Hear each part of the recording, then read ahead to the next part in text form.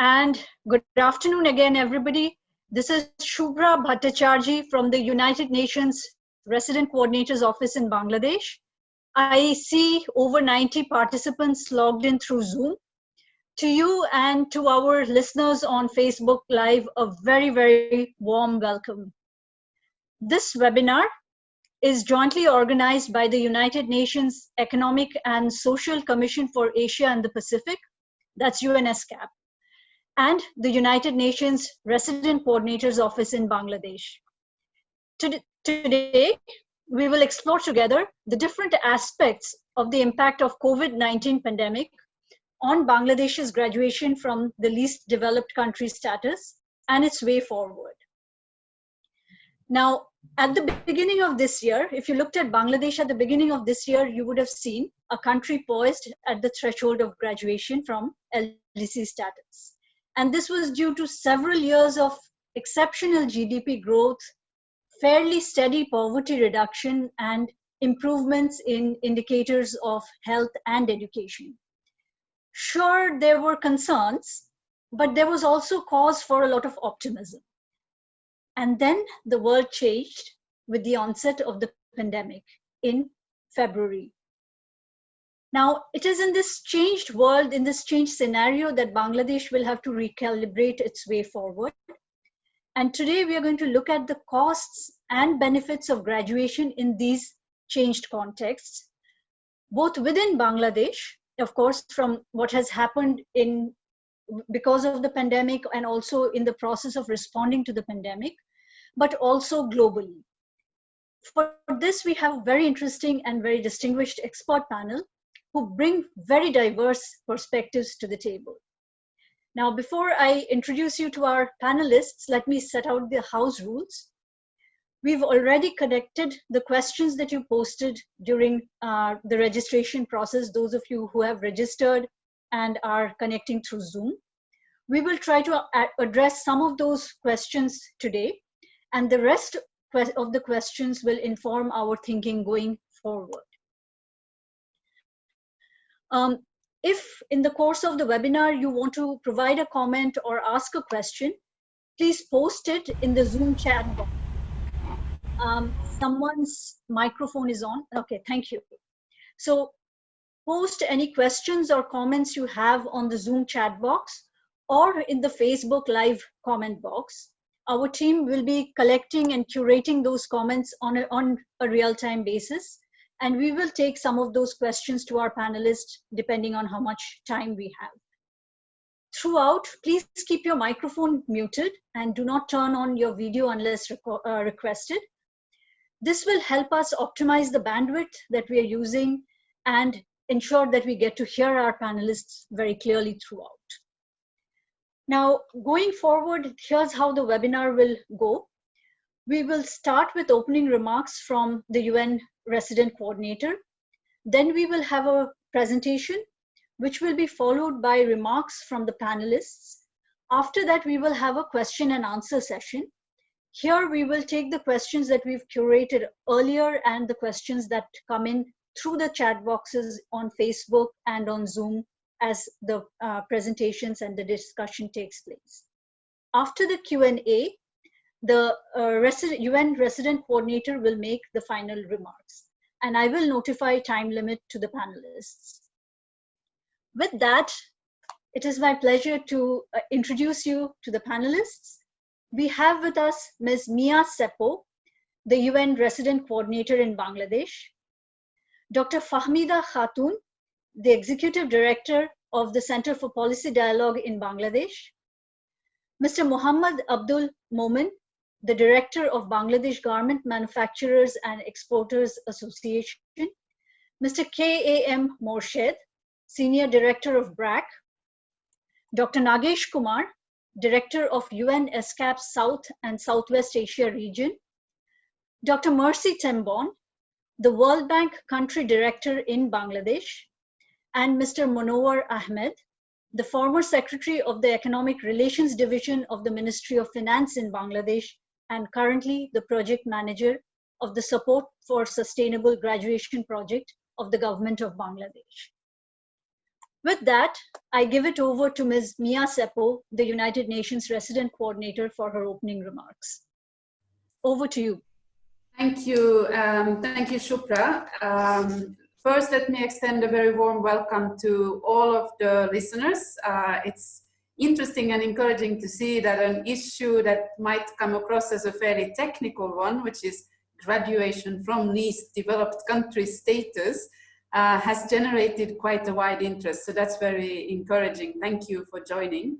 And obviously from my side, a very warm welcome and thank you to all the panelists. I think we have a wealth of experience and difference in views.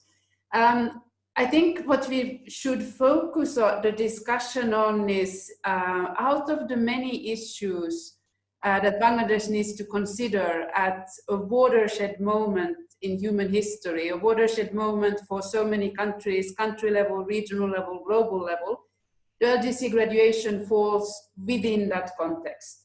The data is incredibly promising for Bangladesh to graduate. Bangladesh took hold of the graduation process with courage and foresight and really wanting to drive it. And we saw other LDC countries following the path that Bangladesh was taking.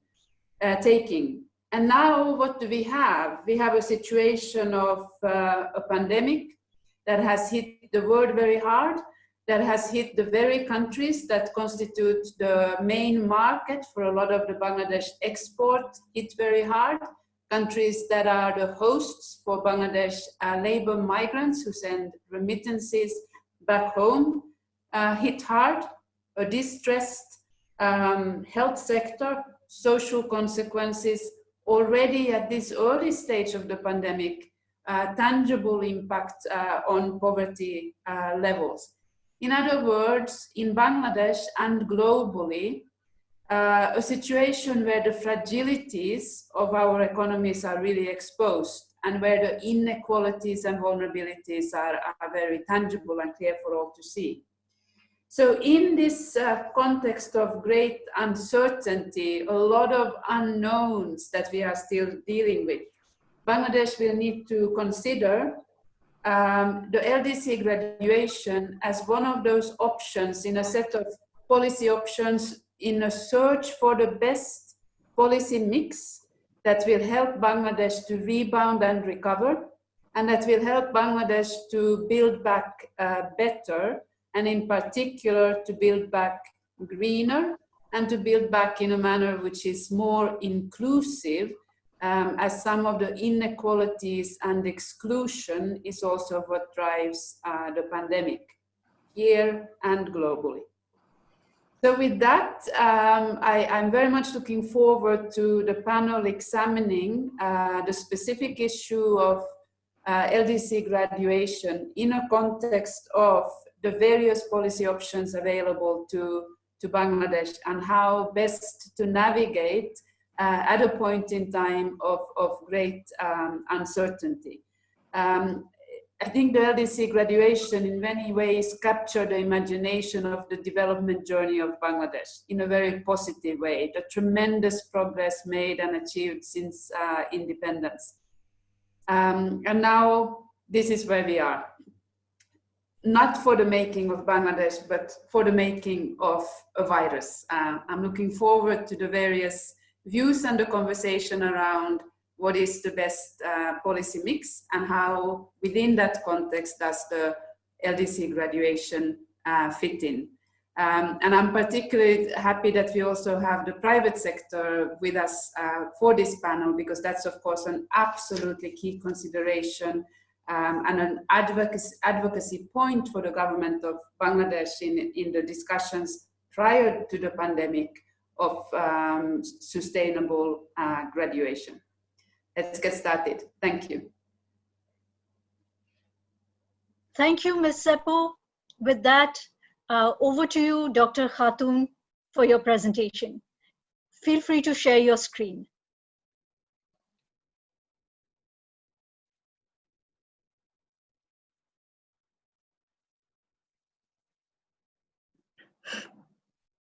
Thank you, Shubhra. Good afternoon to everyone. First of all, I would like to thank UN Resident Coordinator's Office in Bangladesh and UNESCAP for organizing this and giving me the opportunity to speak in front of this August gathering. This is indeed a very important and timely issue, because particularly when the CDP review is due in February 2021, and when Bangladesh and the whole world is passing through a very critical time. So this is the time to revisit how Bangladesh and other, of course, all other LDCs who are in line to graduate, to look into and revisit their strategies and the situation. You are all aware of the LDC graduation issue, so I will not deal with all these, the criteria in great detail and how Bangladesh has done over the years.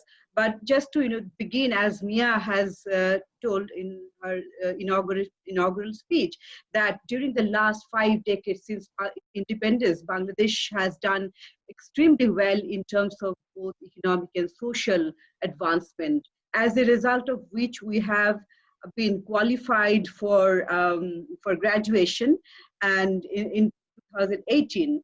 And if you look at the threshold level of the criteria, the 3 criteria set by the United Nations, in all 3 criteria, Bangladesh has fulfilled its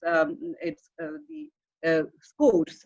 And if you look at, this slide shows that the scores are way above the threshold level. So both in terms of GNI per capita, Human Asset Index, Economic Vulnerability Index, I'm not going to discuss in detail because you know what are these, we can discuss later. But if you just look at some of the LDC specific international support measures to Bangladesh, Bangladesh is one of the important examples where an LDC has managed to utilize these international support measures which are given to the LDCs. You know, there are LDCs across the world in Asia and Africa, but not all LDCs can take advantage of the measures which are given to them. And it is also widely acknowledged that ISMs have played a very crucial role in boosting Bangladesh's exports and also facilitating the economic and social development of the country. And Bangladesh has one of the highest utilization rates of the preferential trade agreements. As you know, that the preferential trade agreements which are given to, again, not all the countries can take advantage. Here I can give examples. For example, EU, in case of EU EBA, Bangladesh could utilize 97.5% of the preferences it has been given with. In case of Canada, again, it is almost 90%. In case of Australian GSP, 93.5%. In case of Japan's GSP, 94%. So on the whole, Bangladesh could utilize the benefits which are offered to it. And the ready-made garments industry in particular has benefited considerably from trade-related ISMs such as duty-free, quota-free access, market access, and LDC-specific preferential rules of origin. And also, thanks to the TRIPS, Trade-Related Intellectual Property Rights Agreement, pharmaceuticals were up to 2033. Millions of Bangladeshis have access to affordable medicines, even though they are patented in other countries. So this is another benefit which Bangladesh is enjoying. And because of the TRIPS general waiver for LDCs, and Bangladeshi students are also getting textbooks at a cheaper price. So I will move to the potential impact of loss of LDC-specific ISMs. Here again, you know that when Bangladesh will graduate, what are the trade-offs? In case of Bangladesh, there have been many studies. UNCTAD has done, many think tanks have done. At our center, at Center for Policy Dialogue, we had done a study and which looked into various aspects of Bangladesh's LDC graduation. Here I have shown the picture of a book which has been published by Routledge. So here we have estimated that after Bangladesh's LDC graduation, exports are estimated to face an additional tariff of 6.7% on average worldwide. And in case of EU, 8.7% on average. So that is 3 years after the graduation. If you know that, you all know that by 2024, if everything is, if goes smoothly, Bangladesh will graduate in 2024. But after that, again, another 3 years will be offered to Bangladesh as the grace period. So Bangladesh will continue to enjoy that. But again, we are seeing that additional tariff will be imposed because of that.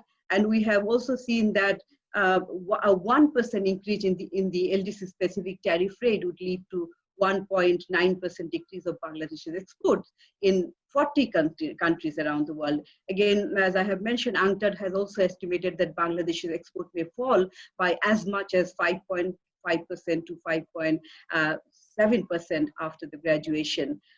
Next, here we see the COVID situation. Let us now see what has happened since 2018. In the beginning of 2020, the world has been swept away with this crisis, and Bangladesh is no exception. In Bangladesh, the first case was identified on 8th March. Since then, we have seen how it has gone up. The curve shows the how steep it is.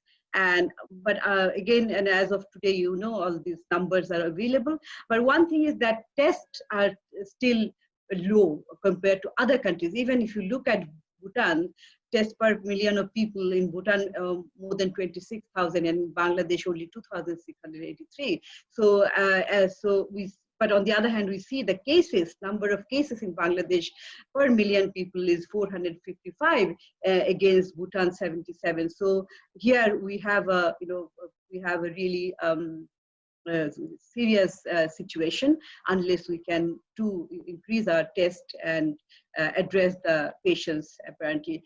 On the other hand, the healthcare facility is also very narrow.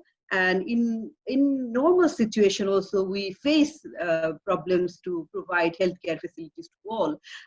Here some statistics are there, but I wouldn't go into detail. But this is just to say that a crisis like COVID would require much more healthcare facilities and more investment, more management, all these. So I'll skip this. Let me just go back to the next slide. That how economic slowdown may impact the criteria of LDC graduation. Various organizations have estimated the growth scenario all over the world, including Bangladesh. In Bangladesh, we see in International Monetary Fund, they are regularly updating the growth figures, and then World Bank also, Economic Intelligence Unit also, and at Center for Policy Dialogue, we have also projected growth for 2020. But we have recently, the finance minister has presented the national budget at the national parliament just on the 11th of June, where it has been projected that Bangladesh's growth will be 5.2% in 2020, as opposed to the projected one, 8.2%. So there are a lot of debates on the GDP numbers, but we don't want to get into that. But the fact remains that there will be impact on the progress, no matter what extent, but the growth will not be. The growth momentum has faced a shock during this COVID period, and since we don't know how the COVID will emerge in the coming months, that will also determine that what kind of growth we will have, and this will have impact on the GNI per capita, definitely.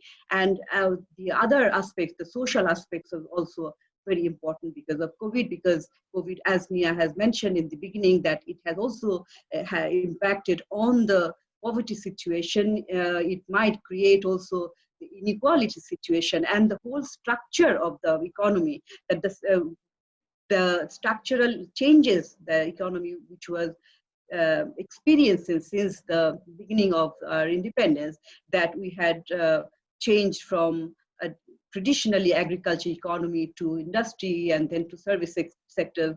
But now the projections are showing that structural change will be different in the coming years, which will have impact also on the employment scenario. This is in case of employment scenario also, we see there will be a big dip across the world, and Bangladesh is no exception. And now this is again the number of jobs. Various organizations have come up with the job situation, and this is one number. The Asian Development Bank, they have shown that the number of job posting itself has reduced. That means that the demand for job by the organizations has also reduced, and as a result, many are not having any jobs. So I'll go quickly because Shubhra is showing me the time I'm left with. So joblessness, poverty increase, inequality, and then vulnerability as a whole, particularly for the marginalized and the poor. So that is the situation. So this might also have an impact on the overall achievement of the LDC criteria. But as we know that I have mentioned in the beginning that UNCDP intends to go ahead with the review, which is scheduled in February 2021, unless there is any extraordinary situation to cancel it. So in this meeting, they have to decide on the graduation for Bangladesh, so whether to recommend Bangladesh for graduation. But one thing, as you know, all know that in this meeting, the data will be which will be used, that will be previous years. So the recent data will not be reflected in the review. So as a result, the data will be the same, but UNCDP might take into consideration the other information which are coming in because of the COVID-19. So that will may also lead them to decide how to go about it. Since this is an extraordinary situation, and as the developed countries have also faced the brunt of coronavirus, so as I have mentioned, that UNCDP may consider the sufferings of the people in the LDCs and revisit the graduation process. This might be an opportunity for the LDCs also, because once they graduate, all the ISMs that have been offered to LDCs, those will be going away. And in a crisis situation, when all the countries are struggling, and it has also been widely discussed that countries or the world economy may not turn around in many, many years, even 3 to 5 years. Some are saying even in a pessimistic way, maybe 10 years. So this might be an opportunity for the LDCs to revisit or delay their graduation process and enjoy the benefits, the ISMs, which are offered to them. So in case of Bangladesh, the policymakers may think that, firstly, of course, Bangladesh has to prepare a graduation action plan, taking note of these, so how to graduate smoothly, how to diversify its export, how to build its productive capacity, and all these. And also, the government has to consult with the broader stakeholders, the business community, of course, the private sector, and the other experts, civil society organizations. And there is another, website which is called GradJet, which actually collects all information, and this helps government officials in LDCs to understand what it means to graduate from the LDC group.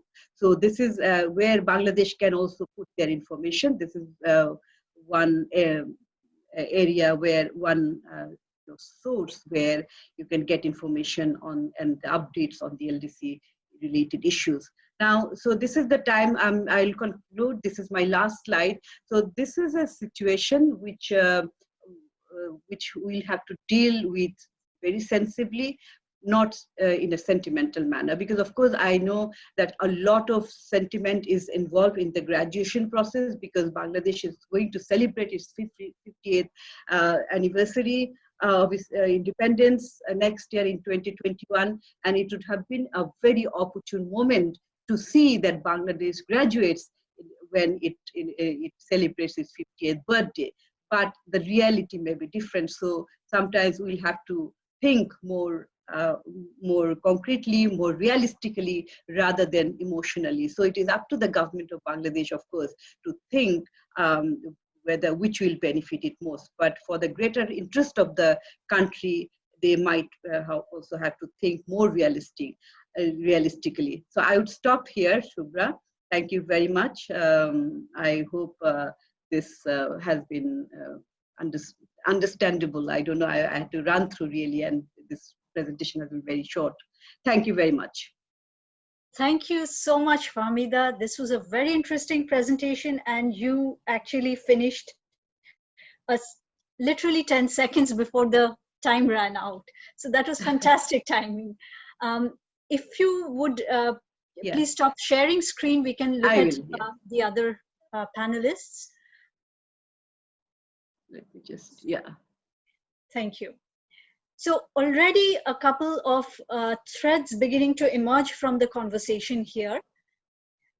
As came out in Fahmida's presentation, Bangladesh made very good use of the international support mechanisms that were available to it to advance its exports and through that its GDP growth rate. And in this context, graduation from LDC status remains a policy option. And I hear a very clear call from Fahmida and from Mia to view it as a policy option rather than an end in itself. In other words, to weigh the pros and cons. At the same time, this has to be done in a situation of very high uncertainty, not just in the immediate future, but in the 3 to 5 year, perhaps longer term future, because first, we don't know what's happening with the global economy, but we also don't know what new international support mechanisms measures will be negotiated for LDCs going forward, what Bangladesh might miss out on if it were to graduate. With that, I will request Mr. Momen to come in and make his intervention. You have 5 minutes, and I'll give you an indication when you have a minute to go. The floor is over to you, Professor. Thank you very much. Thank you, Dr. Fahmida, for her presentation, and Her Excellency Mia for her introduction. We are, from the industry, we are anticipating that there will be fallout from the COVID situation that we are currently facing, and we anticipate that there will be a loss of orders in the coming future. Already we have lost a significant amount of orders because of the closure here and in the demand countries. And like everyone is, we are also not very sure that how and when it's going to end and when we're going to bounce back to our original position. That's about regarding the demand situation that we are facing. So this LDC graduation in itself, you know, if Bangladesh continues to progress in the same manner it has been, so we know that we're going to achieve that in 2024 and a 3-year grace period for the European Union. And the rest of the world sees as, you know, as soon as we graduate. So since it has already been mentioned that we have been a big recipient of the measures that we were given, like the everything but arms and the duty waiver that we have gotten in other countries. And of the total export that we do, almost 73% of our export goes to countries where we are having this duty-free access. And of that, around 64% goes to European Union only. So once we have that LDC graduation, which is, of course, as a Bangladeshi, it's a cherished goal that we would like to have. And that will also restrict us from getting this benefit, and will limit our capability as a country to compete in the international market. So, and the situation has been further, you know, is in despair for us because of COVID, and especially, and also in the past years that we had to invest quite heavily in this sector to make ourselves compliant and to you know, also make ourselves more acceptable in terms of for other parameters that were always you know, given to us from various agencies, for example, to make us ourselves compliant in terms of structural, electrical, and fire safety, but the industry had to invest very heavily. So that would require a significant amount of time to come recover from that. So having that at the backdrop, and with the new development that has taken place as our next competitor, which is Vietnam, we're getting an FTA signed with the European Union. It will make us further competitive because will put us into further competition because there are common products that we export to the European Union. So what we from the industry, will say after graduation, there are certain options that we can have. One is GSP Plus, and the other one is standard GSP. But the stipulations are beyond the scope of the industry. It is more to do with the government. So what we think, as an industry is that we should get a grace period, of at least 7 to 10 years, because of certain other things that I think the world needs to take into consideration. That we are contribute. This industry is one of the major player in the economy of the country, and it has employed a large segment of the population, especially women. It has helped heavily in women empowerment, and it has also the contribution is enormous. Number one. Number two is that Bangladesh has been playing a very vital role in the world as a peacekeeping mission, number one provider of the peacekeeping mission, which UN is enjoying from the Bangladeshi troops. Number two would be that Bangladesh is hosting more than 1 million Rohingya refugees, and our fight and for the anti-terrorism stand that our government has taken so far.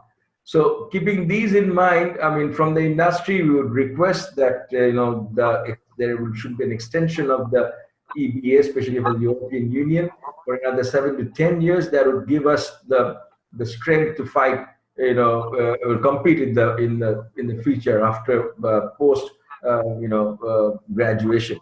And we will also need this time to equip ourselves with the backward linkages.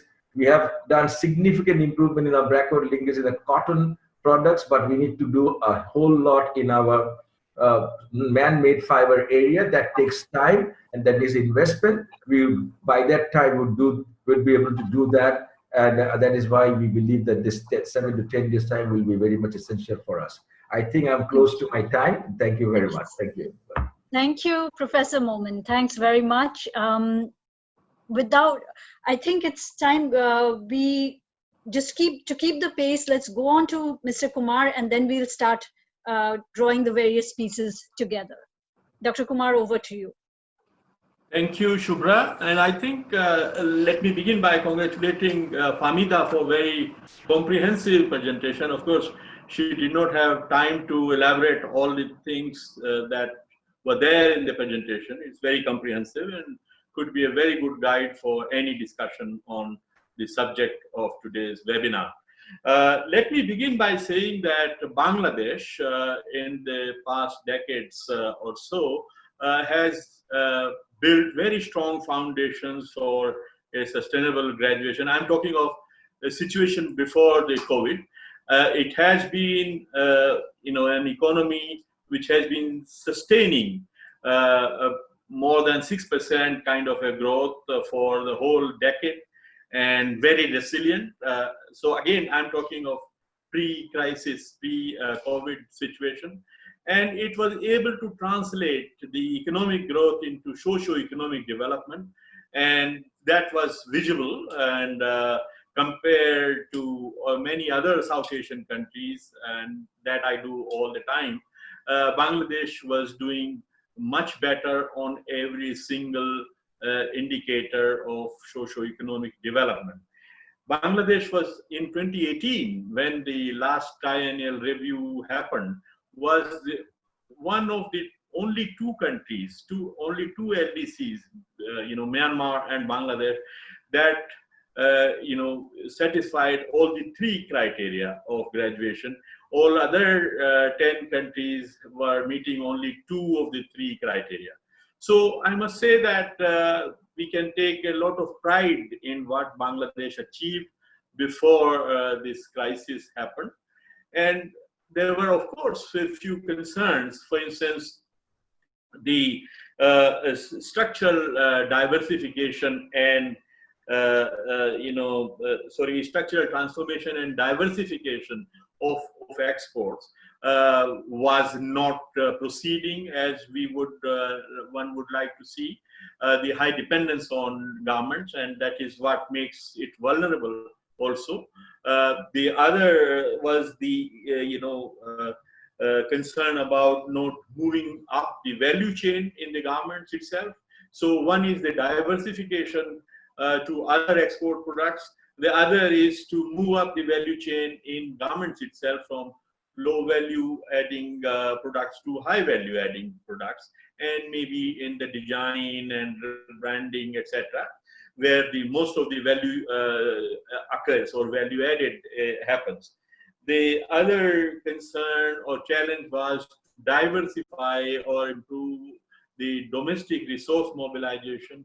As we know, tax to GDP ratio continues to be quite low, 8.8% for Bangladesh, compared to 11-12% in the neighborhood. And of course, developed countries have much higher tax to GDP ratio. So that was another work in progress kind of thing. High vulnerability to environmental risks, and we know how Bangladesh remains very vulnerable to cyclones and other natural disasters. And as Famida has pointed out, that Bangladesh was one of the countries which actually exploited most of the preferential arrangements or preferences available to it as an LDC. And that also means that when these are withdrawn, Bangladesh would be the country which will get affected adversely from that. So now coming to the COVID situation, and Mia described it as a watershed event. It is, and it has shaken all the economies, and Bangladesh, of course, will, the growth rate, as Famida was summarizing different projections, may still grow at 1.6 or 2% kind of growth, but everywhere else, economies are shrinking very badly. So I think the other thing is that there will be widespread socio-economic impacts, and we have just done a study which is going to be launched very soon, COVID and South Asia, and that shows that about 12 million people could be pushed into extreme poverty in Bangladesh. I mean, overall for South Asia, 132 million people could be pushed into poverty because of the COVID. So it is a very serious disaster for South Asian countries, especially because of our pervasive informality, poor, coverage of the social protection and all other issues. So in that context, I think it is not very meaningful that CDP review of 2021 happens and pushes the LDC graduation. I think there should be, a call from the international community to put it aside for a while, give them time to recover from the mess that it has created for all LDCs. So it is not just Bangladesh, but all other graduating, LDCs should be concerned, and so they should be certainly given more time to come out of it.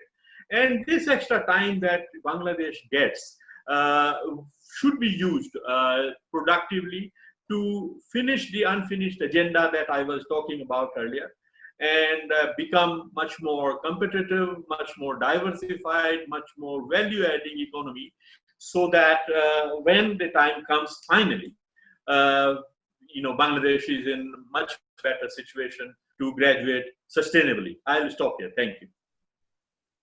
Thank you, Nagesh. That was very useful. So we've already heard two very different perspectives. After Fahmida's presentation, we've heard the private sector perspective.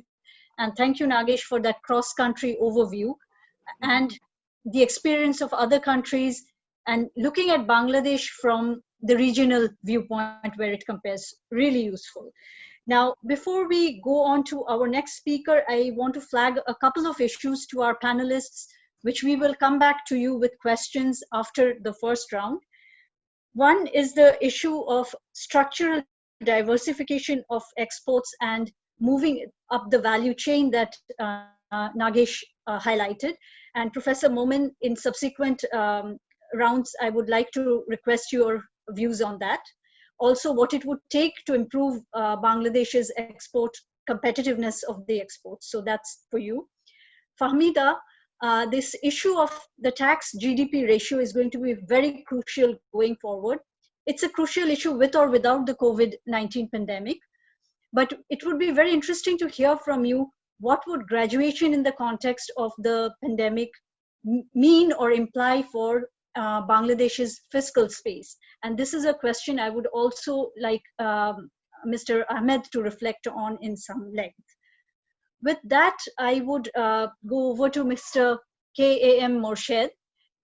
It will be great to have your views on what the graduation in this scenario means for Bangladesh's poor in light of Nagesh's number, 12 million people likely to be pushed into poverty. Over to you, Mr. Morshed. Thank you. I'd like to first quickly comment on the presentation, if you may. One is this, I agree, as the presentation highlights that though Fahmida, the presentation was extensive, but as Nagesh also mentioned that due to time, the presentation was shortened a bit. But the presentation talks about the deteriorating Gini coefficient for both income and consumption, and also I know the wealth Gini is also deteriorating very fast. Which and if the situation continues this way, this will almost be a textbook scenario for those proverbial middle income trap exist in Bangladesh now. If we graduate now, then we might get into a situation where the country graduates, but a big portion of people won't. And I think while considering that should Bangladesh graduate or not, we need to consider this, especially the experience of Brazil, Malaysia, Thailand, Indonesia, all support this fear. So in this context, maybe we need to be doubly careful about really going gang-ho about graduation now. But at the same time, we know, for example, Nepal after the earthquake deferred the graduation, the review. Now they're going to go this time, 2021. Maldives also did the same after the tsunami. But take all these things, also someone also wrote, Mr. Farooq in the chat box, that ultimately graduation is a political decision. But I agree with Fahmida's recommendation that let's also use both our head and the heart together in deciding whether we should go for or request a deferment or the UN should defer this decision. But the second point that I would like to make in this regard is this. Today, and this is also presented in the presentation, it's a very extensive one, that Bangladesh is one of the best use of ISMs. So even if we graduate, maybe this is time to look into whether we should ask or UN should extend the ISM. It's not, and this is also Professor Momin, who is also my teacher in Dhaka University. So he also made this point that the ISM then needs to be extended, because this is a special circumstance. It's a really unprecedented watershed moment, as Mia has pointed out. So maybe we need to look into how we can then extend the ISMs so that even if deferment is not possible, these countries has some breathing time for the transition. third point that I'd like to add to this recommendation that Fahmida made is though in this next annual, which is scheduled in 22nd, 26th of February, they said the data that will be considered is that up to 2019. However, what is reassuring to note that CDP also is going to consider supplementary graduation indicators and country-specific analysis to reflect COVID-19 impact. So may I recommend then within this provision, the CDP may also want to include health and economic indicators, especially for the bottom of the pyramid population, so that we can at least consider the probabilities or reduce the probabilities just so that probabilities of just graduate countries to fall into the middle income trap, if you may. So I'd like to make these 3 points now, and maybe I'll come back later for a discussion on the pro-poor angle of it. Many thanks, Morshed. Thank you. Your points very well taken. And next we will go on to Dr. Mercy Tembon. Before I do, just want to acknowledge those of you who have posted on the chat box. Fedra, yes, we will post Fahmida's presentation.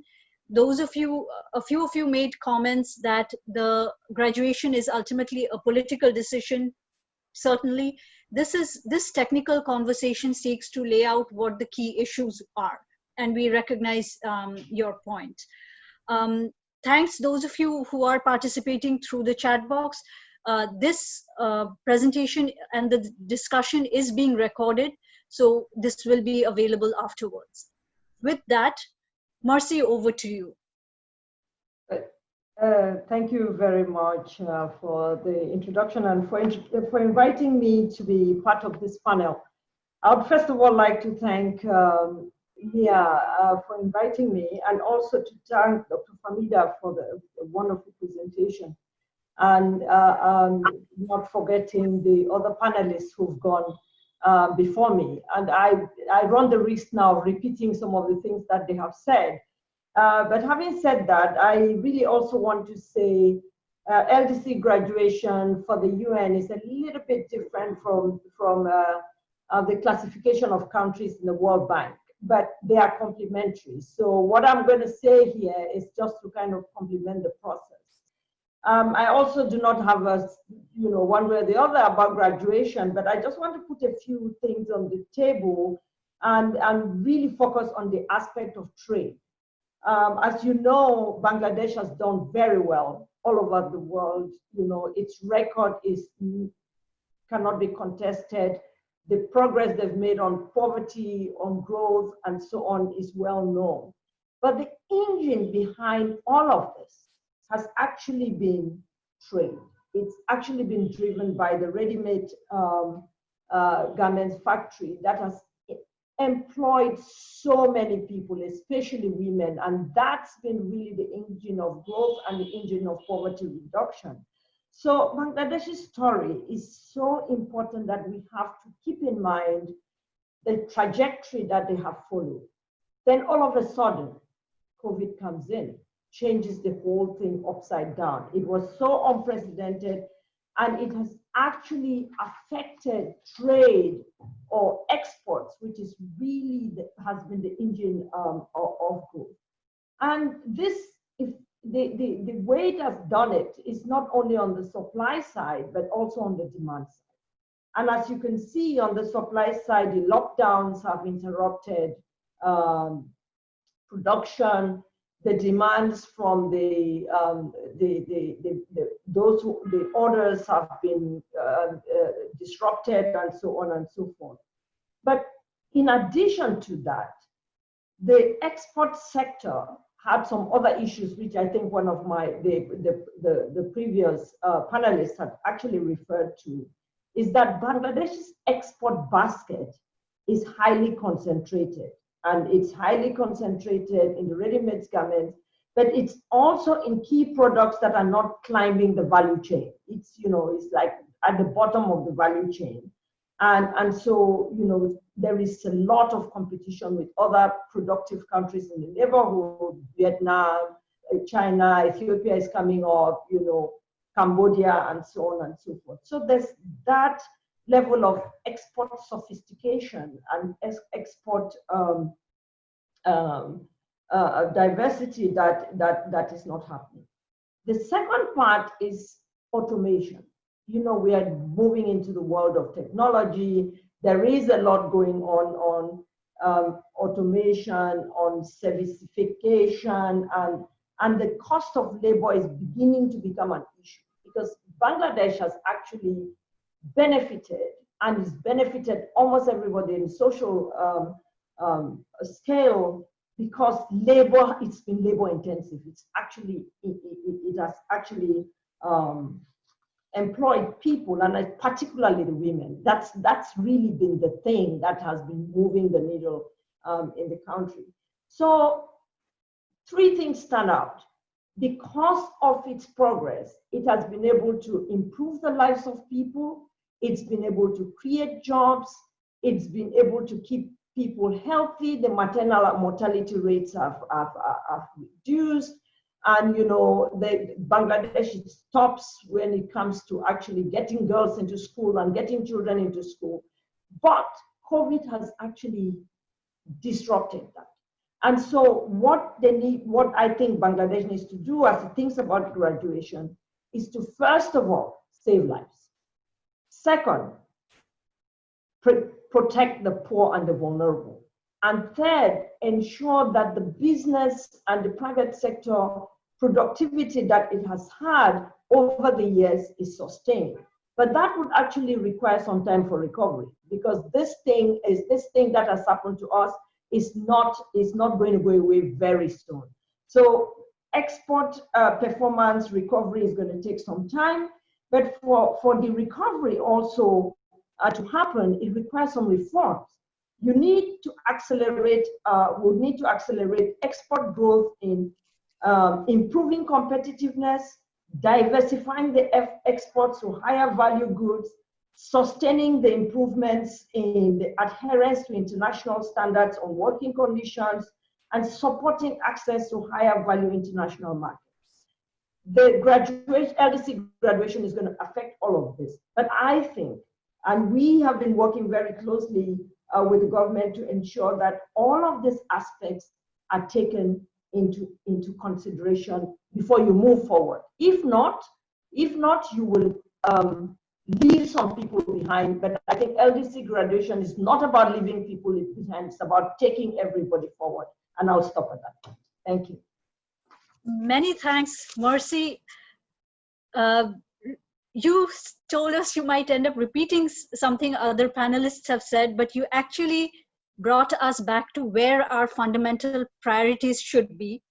Save lives first, second, protect people, and then third, sustain productivity of the performing sectors, the business sectors. That is so very fundamental to any policy consideration. So thank you very much.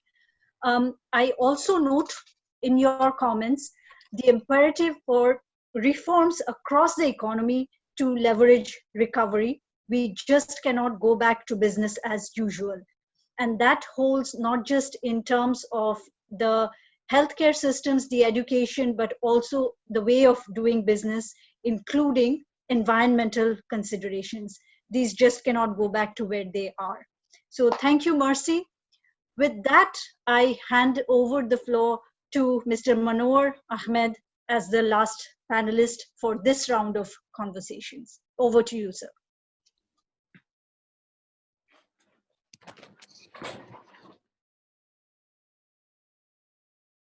Thank you, everyone. First of all, I'd like to congratulate Famida for presenting us this scenario, the graduation, and because of the pandemic that is affecting everyone around the globe, the impact and the way out. And we have also heard from other panelists, and in my opinion, the discussion that we had, actually the discussion around development all the time. whether it's you are graduated or non-graduated, developing, developed countries, all these discussions are on the table. So let me go straight to the points that I was thinking that we'll be discussing whether Bangladesh, with the upcoming China review, present its case positively, and what would be the scenario then, or whether it should withdrawn from presenting its case to the CDP's meeting, whether they would go for this meeting the demands or meeting the criteria of the set out by the CDP. So going back to where we have started, I mean, if we go back and see that from 2016, in fact, though the process were there, but Bangladesh actively involved in the process from 2016, and then very structured way, like in many other cases, it started its journey towards graduation and setting up the National Task Force in the Prime Minister's office, and then maintaining close contact with the international key bodies like CDP, and then the ESCAP, and as well as other countries, and also engaging all. We started discussing this issue even we were setting parallelly in the internal discussion that how we can achieve these three criteria and reach our goal. Internationally, what we have done with ESCAP and as well as with the UN, we have set up, we have organized few meetings and internationally, and then we have raised one voice, I think, which was accepted now by the UN, and they have set up committees to look into this matter, is that how this international support measure should continue. And that is how Bangladesh structurally moved ahead with this plan. And what I am hearing, if I just take you to a situation, okay, let's think a situation that, okay, Bangladesh said, no, right at the moment we cannot do this because of these challenges, 1, 2, 3, 4, 5, 6, and 7. Secondly, what will happen then if we go into 24, I mean, if this triennial review differs to 2024, then you will have a situation where you have to present a case for 3 years, preceding 3 years data for this triennial review, which definitely we will all agree, if the situation continues, no countries, I mean, with this LDC category, will be able to pass on this. So, considering our engagement and reviewing all the data and the new information that we already have, what CDP has already introduced, as Moshad was saying, involving health statistics data, it's there. Education statistics are there. Some of the data, new data in the economic vulnerability, like share of population living in islands, and then in terms of education, gender parity index for gross secondary school enrollment, and the new one, prevalence of stunting. These are the few new things that they have introduced, and we have also the data review we have received from CDP, and which clearly shows that definitely these are data from February, and which is clearly shows that, okay, Bangladesh, if the triennial review held in time and then Bangladesh presents this case, then Bangladesh can easily move ahead along with this process and attain this for the second time, attaining all the indicators. Our plan is, from as I've just left the EID Secretary's position, and we are now working in a project supported with a grant from the Japanese government for a smooth and sustainable graduation process. Our proposal to the government, and what I am hearing from the government, is if CDP doesn't defer this case, defer this holding of this meeting to another time, Bangladesh will move along with this original idea of reaching this 2021. And as Moshad has also mentioned, that Nepal and many other countries, because of the transition, they can also seek time, and then they can get some time, and then because there will be challenges. We have heard some of the challenges which we have discussed today. in the previous time, like when we were before the 2018 review. So our proposal and what we are hearing from the government is that they will move ahead with this proposal. And if again I'm saying, if situation goes beyond our control, then what will happen, that the transition time Bangladesh will seek time for, as it happens for other countries, they will go for it. And I'll touch upon some quick points as requested by a moderator in terms of tax GDP. I think you have raised this issue. We are discussing this issue, and government is trying to, we have seen some of these initiatives for the last 4 or 5 years. There are, in every budget statement, new reform measures are taking place. Even in this year, which government has just placed before the parliament. I mean, even this year, and the whole idea is trying to increase your net. And by this, you will be able to bring the new taxpayers, and that will also definitely help us. But at the same time, Mercy has also mentioned about the automation, and these are also taking place. Probably we need to wait for another 2 or 3 years to see the results from this success. And as I have mentioned, the situation that at the moment is Bangladesh very well poised to attain for example, I can also share that if you recall that the GNA per capita, the threshold was 2030. At the February data shows from the CDP, it is 1640. In terms of human index, it has to be 66, above 66, which is now stands at 75.3, and education index is 78.3. The economic vulnerability index is 27.3, and environmental index, which is another one, is above 30.1. So Bangladesh is well poised.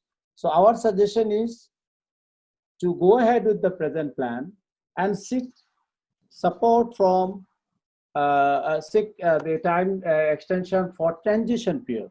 And by this time, involving all the key stakeholders, as we have done, involving the international community.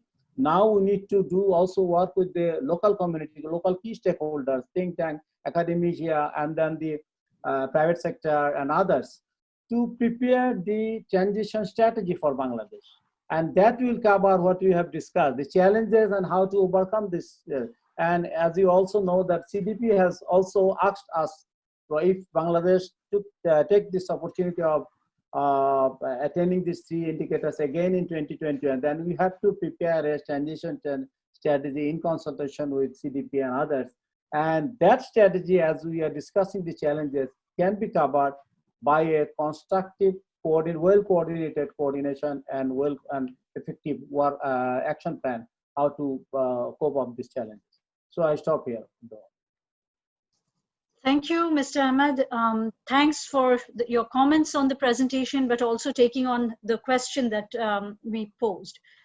With that, I will go over to the questions, pardon me, the questions that were posted in the chat box.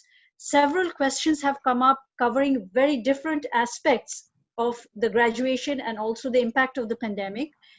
To start with, I will say anyone among the panel who feels you have a view on this, please do answer. One question is, what happens to the indigenous peoples, people who are already very highly vulnerable to start with? What are the prospects of their graduation or their development aspirations post-graduation in the context of COVID-19? That's one question. There are people with disabilities, and we could raise the same question for a number of other very highly vulnerable groups. Who in the panel would like to speak to that? Morshed, please. Thank you. I think let me generalize the question a bit. There are entrenched poverty. I know the whole graduation parlay is really about the macro feature, macro situation. But then the micro situation, the individual situation in countries like Bangladesh even before the COVID, we knew that there are entrenched poverty in Bangladesh. In people with disabilities was one, the indigenous or small the minorities are one. So that's why I think this taking this opportunity, and I want to agree and disagree with Monwar Bhai on that. That taking this opportunity, I think let's go into some of the less macro indicator and really go into the take a step at the bottom of the pyramid scenario, how things are changing, and of course COVID made it even more difficult. So I agree with the question. I think we need to take a second look at the CDP criteria. Though they have added some additional element, that's probably not disaggregated enough. Maybe we need to disaggregate some of this indicator for reflecting the situation, the disparity, and the situation at the bottom of the pyramid. But again, I know it's not an economic decision alone. This is a political decision, and Bangladesh would probably still go for graduation because they have this high aspiration to become graduate in the 50th anniversary, which is understandable. As a Bangladeshi, I completely understand that. Thank you. Thank you, Morshed. Now, before I go on to the next question, I just want to alert, we will call upon Mr. Baidul Mazumdar, who is the country director for the Hunger Project. Please get ready, sir. After this question, we will call on you, and you will be requested to unmute your mic. So the other question, there are two questions that relate to the role of the private sector. One is that what does it mean for the procurement and supply chains, given that supply chains have already been disrupted globally because of the pandemic, and then graduation in the context of the pandemic, what are the implications for the supply chain? The second question relates to the pharmaceuticals sector. Given the TRIPS arrangements, the concessions under that, the Bangladesh pharmaceutical sector stands to make heavy progress, heavy gains in the context of new drugs that might come into the market or new vaccines that might come into the market to counter the COVID-19 pandemic. At this point, if those concessions are lost and they are not able to mass produce pharmaceuticals that are under patents in other countries, that would hinder the growth of the pharmaceutical sector. What are the ways forward or ways around for these two very different aspects of the private sector? Professor Momen, if you would like to comment, Mr. Ahmed, if you would like to comment, the floor is open to both of you. And Nagesh, if you have any thoughts. I would like to comment on the first part of the question, which is regarding the supply chain, which is, I think there were temporary setbacks when we started off with the COVID situation, with the supply chain. When, as a Bangladeshi manufacturer, we were facing, because we import a lot of raw materials from China, and that was being hindered in the initial stages.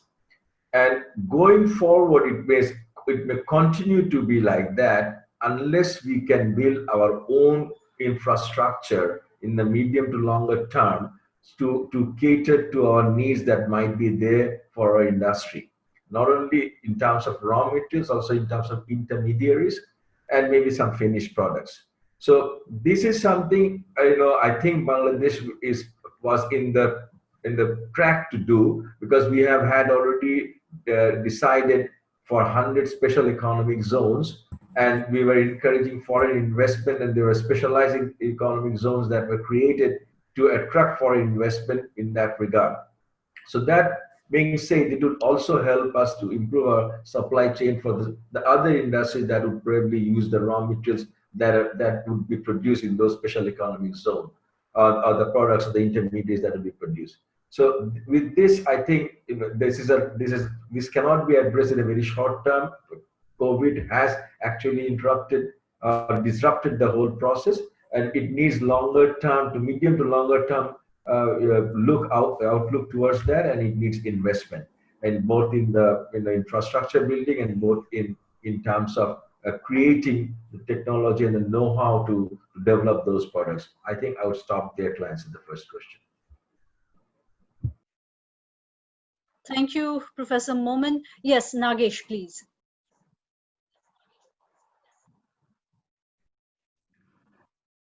I would like to take up this question about TRIPS. I think Bangladesh has been able to build its generic pharmaceutical industry because of the TRIPS waiver. And this is something which we should have, continuity for a longer time. And so this TRIPS waiver, which is available to LDCs till 2033, should continue to be available to Bangladesh. The other thing, in the context of COVID, any vaccines, any medicines that are patented and Bangladesh wants to manufacture, irrespective of the TRIPS waiver, there is TRIPS and public health provision under which, and this is a big public health emergency, incidentally.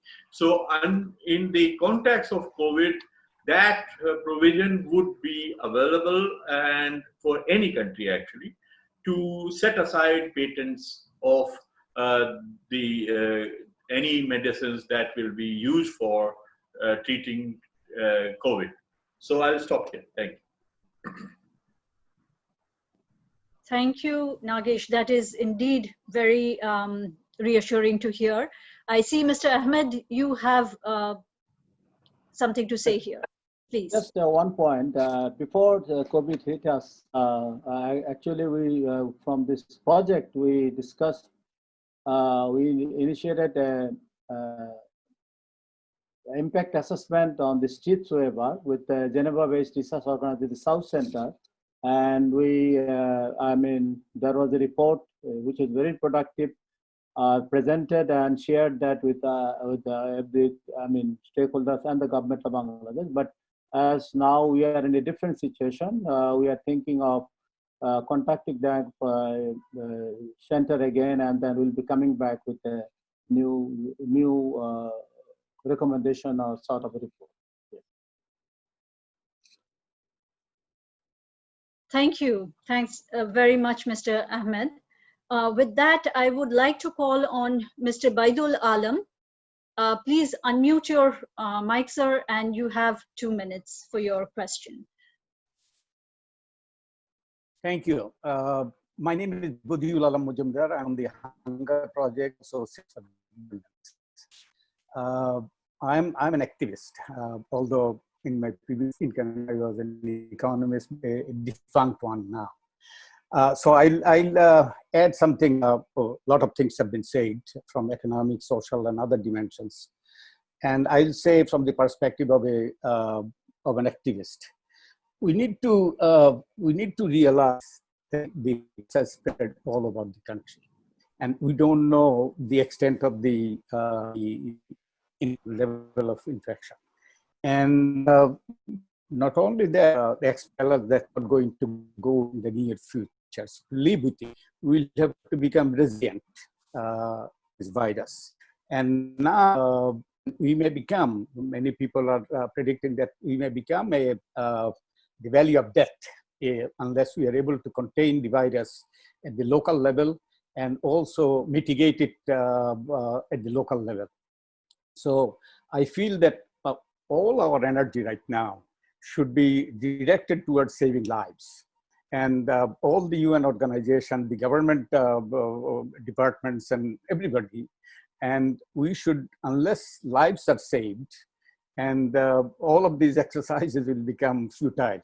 So from a activist perspective, we have started a coronavirus resilient village initiative, where we are mobilizing the villagers.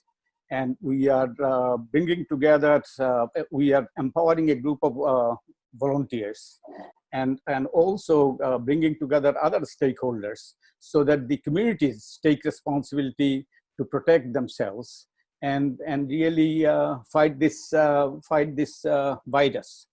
And we have started 1,500 villages. And what it involves is first, the raising awareness. Your health is your responsibility. Secondly, identify those people who are now who show symptoms and isolate them and get them help.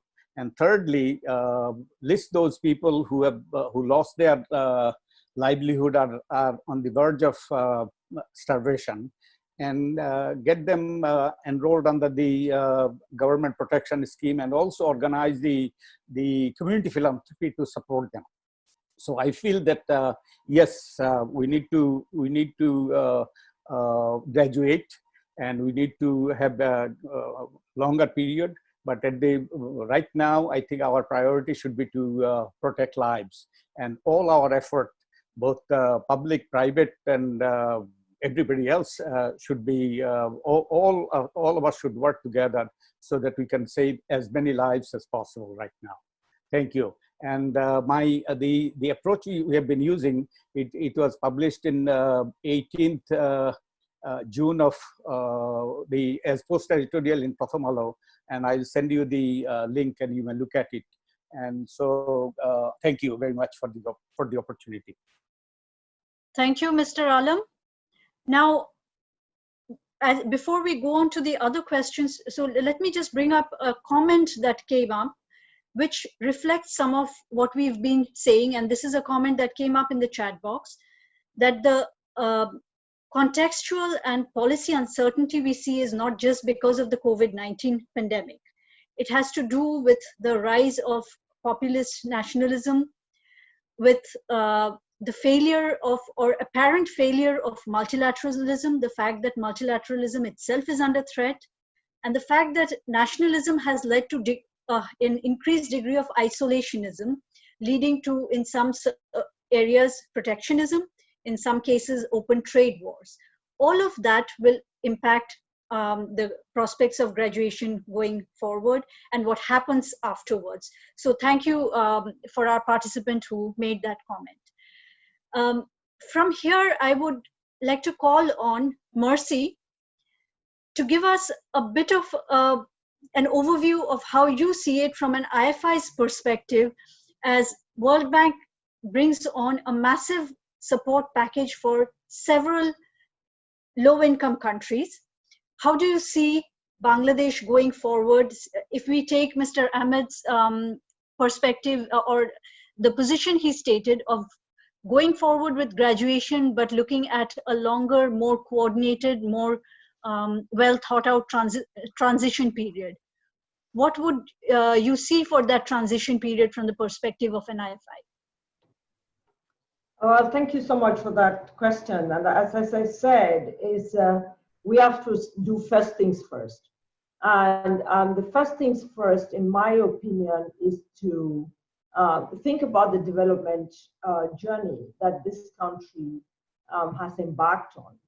I mean, I always say a setback is always a set up. So this setback that the virus, the corona pandemic has actually dealt on us is a setup for us to actually gather the momentum to do things going forward.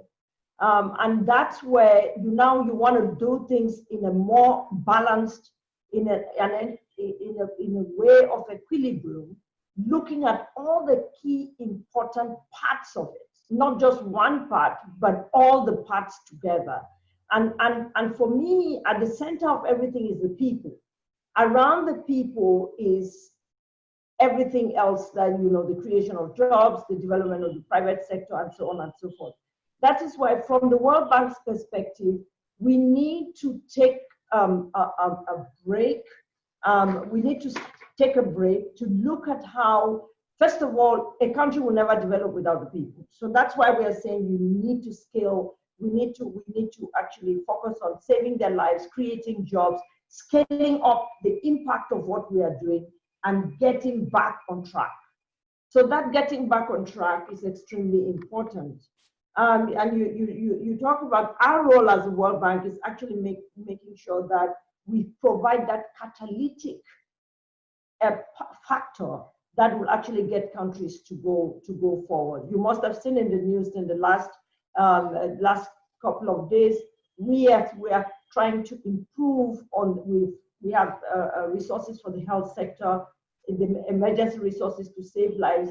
We have to, think about the vulnerable and create jobs. All those migrant workers that are coming back, people have to go back to work for this economy to pick up, to recover. And then we have to develop the private sector. That's why we're putting 500 million in the economic zones project, so that we can have private sector improvement and digital entrepreneurship that is going to actually propel this country going forward.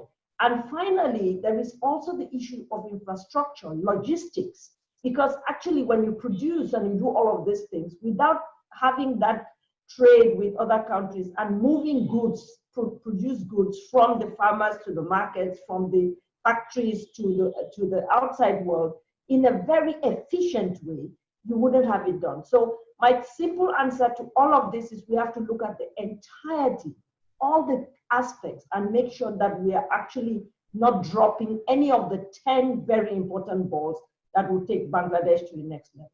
I'll stop.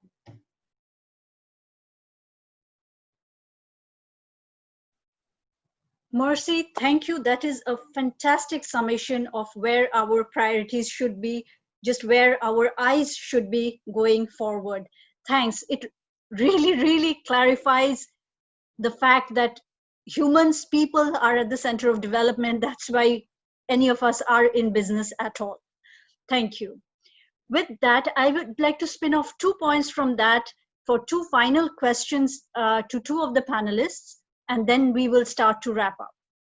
One is to you, Morshed, if you would like to come in and comment on what LDC graduation, specifically in the context of COVID-19, means for the poor in Bangladesh, including the newly poor. And then Fahmida, I want to come to you with a question on the role of domestic demand. If graduation is going to happen, and then if the export sector or Bangladesh's export demand is going to stay, let's say, depressed for a while till the global economy recovers, domestic demand will have to play a very key role. So I would like to hear your views on that. First Morshed and then Fahmida, please. Thank you. I'm going to divide this poor into these 2 groups. One is this poor who are entrenched poor and whose situation has worsened during this COVID period. So for them, we have done several studies back universities on the current situation. There's a huge joblessness. So for them, I think it is important that I'm repeating what Professor Momen has said, and I also touched upon that this support system needs to be extended further. Not only that, the transition mechanism, especially if you may,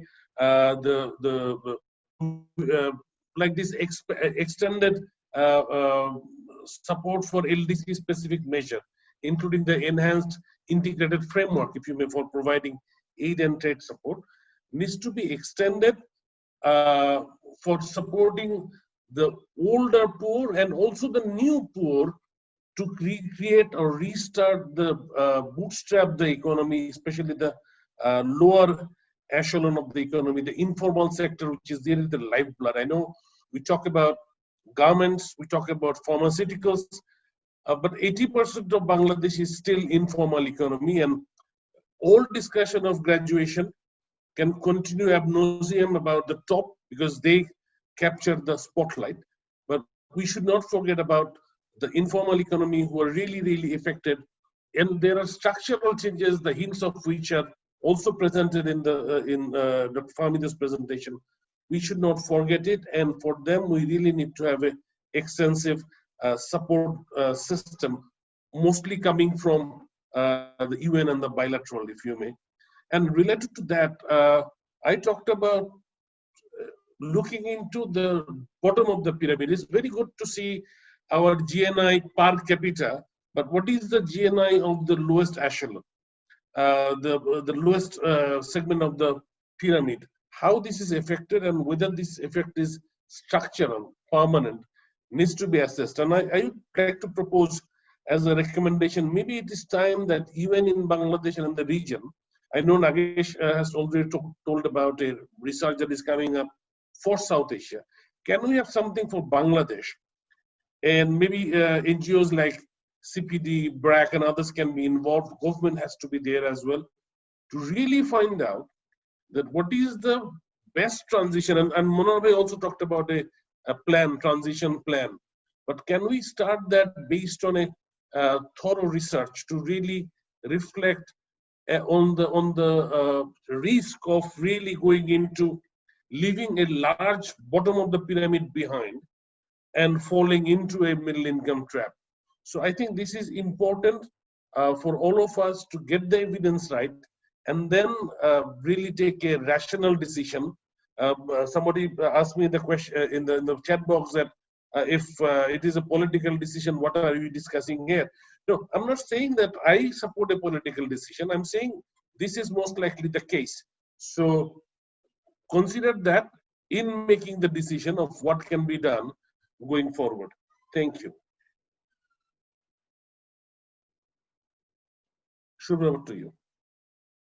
Thank you so much, Morshed. That covers actually more than one point, more than just the poor, but also how the process, not just the graduation itself, but how the process impacts different segments of Bangladesh's economy and society. So thanks for that.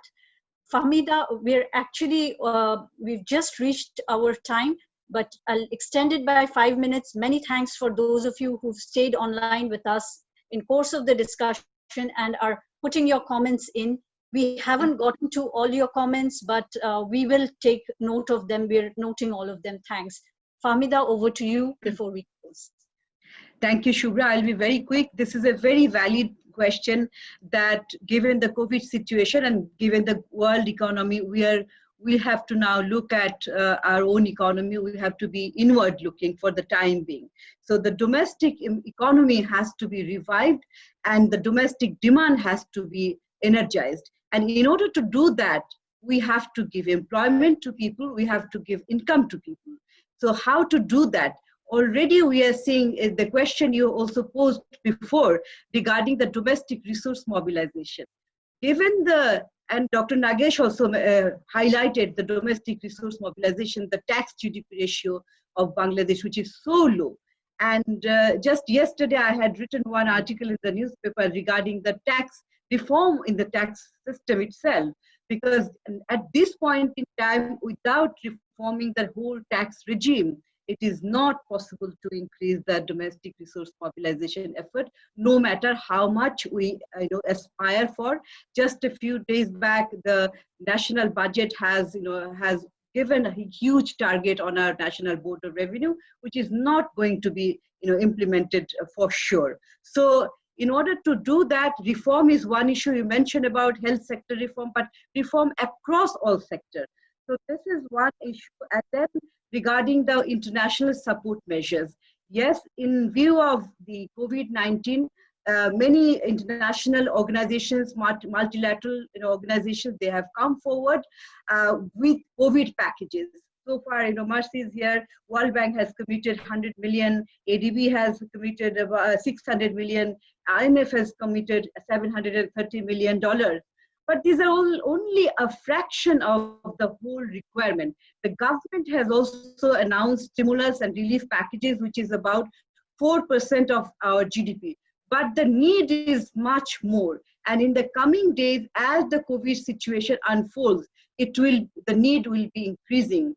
So right now, the government has to put all efforts how to improve the domestic resource mobilization scenario on the one hand, and on the other hand, how to get most out of the support which are there in view of the COVID situation at a concessional rate.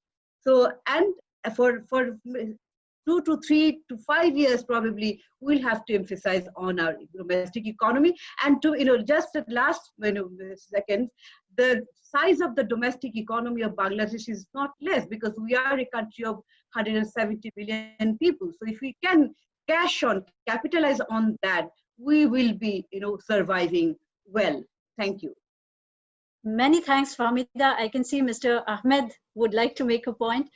The last words to you, sir. Thank you, everyone. I'm taking up where Morshed has left. Whatever is happening, I mean, the overall economy and how to cope up and how to bring out new recommendation with the new challenges. Fahmida also mentioned there's a big, huge area about this tax reform and also the domestic market. So all this tells us that you need to have an in-depth study. In fact, when we started, we have given GED to come up with the impact assessment about the LDC graduation. They did it, but they did it before COVID. Now it's a COVID period, and we would take this opportunity that Morshed has shared with us that the project is also started its preparation for the in-depth study. The area that we have already spoken, definitely the minutes will be shared with us, and we can take up all this information. We can go for the study, bringing all the stakeholders as well as the our international, our development partners, because they also need to support this idea. Even for the graduation, we are now discussing for quite some time that need to support those countries who will be graduating, because the day you are graduating, they are saying that, okay, all support to you as when you are an undergraduate country, so that will be over.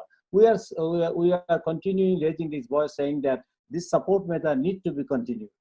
The proposal is first to go for this in-depth study, bring out the recommendation, then prepare this graduation action plan, bringing all the stakeholders, private sector, the think tanks, and everyone, because that will, I think, ensure that smooth and sustainable graduation. And on the last point, I think you all know our limited resource constant, the Bangladesh, but still then government has come up with the stimulus package about $12 billion, which is around 4% of GDP for this COVID. But the problem I see, since I have worked for this government for more than 30 years, it's the coordination problem. It's the quick implementation of what you are taking decision, what you are coming up with your plan. That is the problem actually hindering us, because all you know, this sector is almost, if you go back, you see that huge amount is being allocated in the budget. But unfortunately, this sector has failed to spend 100%, even in cases 80% of their allocated budget. So the problem is not the money, the problem is how to implement it, how to come up with a coordinated plan, and how to implement it very quickly. So our proposal for graduation is in-depth study, bringing all the stakeholders, and then based on the study, bring up a recommendation for the government to work in the field. Thank you very much. Many thanks, Mr. Ahmed and panelists. May I request Mia to come in with some final remarks. Over to you, Mia. Thank you, Shupra, and thanks to all the panelists. I just wanted to do a couple of very quick reflections. I mean, there's been quite a bit of emphasis from the speakers as well as from comments saying graduation or not graduation is a political decision. There's a lot of decisions that at the end of the day is political decisions, but let's make sure that that political decision is taken based on the best available analysis. And this is where I feel that the think tank community, the experience from so many Bangladeshis need to feed into the process of taking that political decision so that it is as best informed by knowledge of what is happening on the ground as well as the knowledge from the think tank community as possible. The second point is, I mean, the world is learning some really hard lessons from the COVID pandemic, and that goes for all countries, and that includes, of course, Bangladesh. It shows to everyone, it really proves the relevance of the SDGs. We need to get back to the SDGs, we need to get back to the principles of the SDGs, we need to remind ourselves of the relevance of the SDGs. What are some of the key things? One is universal health coverage. No one is safe before everyone is safe. If your health system crumbles, everything else around it will crumble as well. And there is no tower high enough, there's no wall high enough to keep some people safe if everybody is not safe. So that's one, universal health coverage, which is closely linked to another SDG principle, which is leave no one behind. Directly linked to the same principle of in a pandemic situation, no one is safe unless everyone is safe. And really understanding who are the ones who were left behind with as we started or we got into the pandemic, and who are the ones who've been further left behind as we get deeper into the pandemic. And very much seconding Morshe's point about data. The government has a good baseline assessment of SDG data gaps. Let's fill these gaps. Let's get to highly disaggregated data, geographically, age-wise, specific groups, so that we know who's left behind, and we can properly target whether it's indigenous people, people with disabilities, differently, sexual minorities, specific geographical regions, compounded vulnerabilities. Again, political decisions, yes, but let's make sure they are informed by the best possible analysis. My third point is that, I think it's important to recognize that the world has exposed fragilities to an extent, the pandemic has exposed fragilities to an extent that really probably is a terrible wake-up call for everybody. But some of these fragilities and vulnerabilities were there when we got into the pandemic. And I think we need to be brave enough to recognize that, and it has been said in the comments as well. We got into this pandemic with an export base of Bangladesh, which was relying on one sector, a sector that now is very well aware of the need for sector diversification, product diversification, moving up the value chain. We got into this pandemic with a high level of informality in the economy, which has exposed a lot of people who are outside of social protection and the lack of unemployment benefits as part of the social protection system in Bangladesh, which also is now putting people at risk. And another pre-existing fragility is the skills base. So again, if you don't upskill the labor force, if you don't upskill labor migrants, that's the third kind of structural challenge of Bangladesh that needs to be tackled. And of course, the entrenched poverty. I think there is two kind of things that we need to think about at the same time. One is the urgency of now. And the urgency of now calls for very sharp thinking of what do we need to do now to save people's lives. And I do want to second what I know is BRAC's thinking and the Hunger Project and Friendship and so many of the rich NGO community, the volunteer organizations, the civil society, the community organizations, which is community-based prevention strategies. This is a country that has a tradition of being able to mobilize the community to turn things around.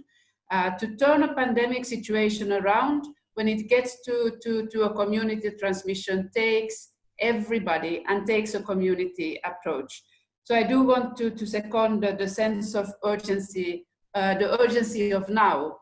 At the same time, these are the discussions that needs to take place in order for Bangladesh to, when we press the reset button, we need to recognize those pre-existing vulnerabilities, the lessons learned from the pandemic situation, and make sure that we recognize that the decisions that we take now might have far-reaching consequences, might be, decisions that impact those left behind to be able to catch up. The decisions we take now make people impact on everybody's capacity to recover and impact on the capacity of the economy to rebound. So I believe that it's the diversity of the opinion that needs to be part of thinking through both the urgency of now as well as the forward trajectory.